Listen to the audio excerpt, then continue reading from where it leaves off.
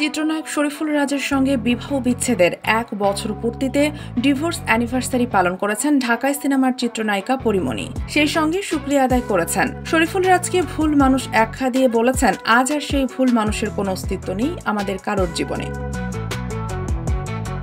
২ বছরের বিবাহিত জীবনে একাধিকবার দাম্পত্য কলহের বিষয় প্রকাশ্যে এসেছে। তবে পৃথক সময় সেসব নিয়ে তারা কেউ কথা না বললেও গত বছরের সেপ্টেম্বরে আলাদা হয়ে যান এই জুটি। গত বছরের ১৭ সেপ্টেম্বর রাজকে ডিভোর্স লেটার পাঠান পরি। এদিকে রাজের সঙ্গে ডিভোর্সের সময় অভিনেতার সন্তান পূর্ণের মা পরিমণি বিচ্ছেদের পর একমাত্র ছেলেকে নিয়ে নিজের মতো করে জীবন শুরু করেন। মা বাবা উভয়ের দায়িত্ব পালন করা শুরু করেন।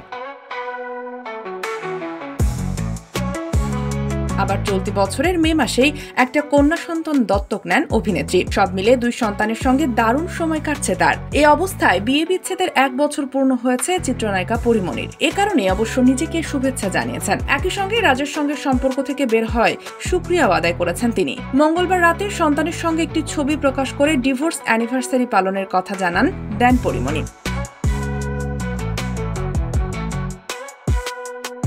স্ট্যাটাসে এই লাশময়ী নায়িকা লিখেছেন, আজ এখন যখন আমি আমার দিকে দেখি, আমি দেখতে পাই একজন পরিপূর্ণ সুখী মানুষকে। এই জীবনে কষ্ট থাকুক, সেটা কেবল বড় হওয়ার কষ্ট। আমি সেই কষ্টটা আনন্দ নিয়েই করতে চাই, কিন্তু অন্যের ছেড়ে যাওয়ার কষ্ট পেতে দেব না আর নিজেকে। এই তো কেমন হাসতে খেলতে ওদের নিয়ে জীবন উদযাপন করছি। আমার মানিক জোর, একদিন আমরা সত্যি ওই আকাশ ছোবো দেখিস। আজ থেকে ১ বছর আগে আমার জীবনের সেই ভুল মানুষকে ছেড়ে দিয়েছিলাম। এক বুক হাহাকার, হতাশা আর বুকের মধ্যে জাপটে ধরেছিল আমার ছোট্ট বাচ্চা ছেলেটা। কিন্তু দেখো, আজ আমরা একটু একটু করে নিজেদের মতন ভালো থাকতে শিখেছি।